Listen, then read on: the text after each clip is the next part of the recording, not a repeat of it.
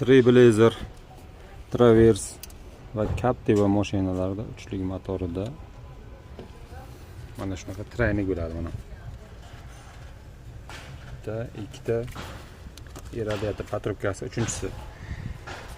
Mana shu yerda ventilyator ishlashi oqibatida antifriz ichkariga haydaydi, bloyd orqa tomonidan antifriz tushib ketadi.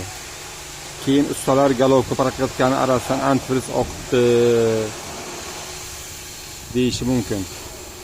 Birinchi o'rinda shu joyni bartaraf qilish kerak.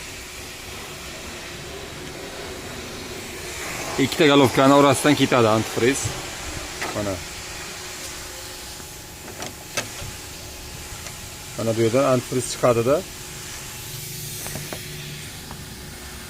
Mana bu yerdan ketadi oradan.